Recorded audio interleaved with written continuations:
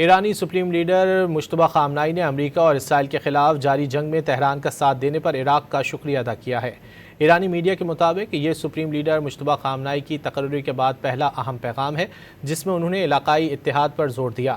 مجتبیٰ خامنائی نے عراق کے supreme leader آیت اللہ علی سیستانی اور عراقی عوام کا شکریہ ادا کیا ہے۔ انہوں نے ایران کے خلاف ہونے والی بیرونی جارحیت پر عراق کے واضح اور دو ٹوک موقف کو سراہا۔ ایرانی سپریم لیڈر مجتبیٰ خامنائی نے امریکہ اور اسرائیل کے خلاف جاری جنگ میں تہران کا ساتھ دینے پر عراق کا شکریہ ادا کیا ہے۔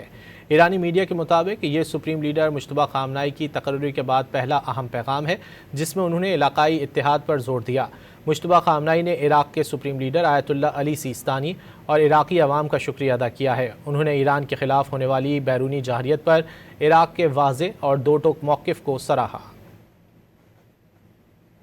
ایرانی سپریم لیڈر مجتبیٰ خامنائی نے امریکہ اور اسرائیل کے خلاف جاری جنگ میں تہران کا ساتھ دینے پر عراق کا شکریہ ادا کیا ہے۔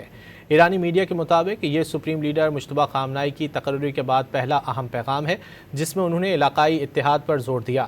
مجتبیٰ خامنائی نے عراق کے سپریم لیڈر آیت اللہ علی سیستانی اور عراقی عوام کا شکریہ ادا کیا ہے۔ انہوں نے ایران کے خلاف ہونے والی بیرونی جارحیت پر عراق کے واضح اور دو ٹوک موقف کو سراہا۔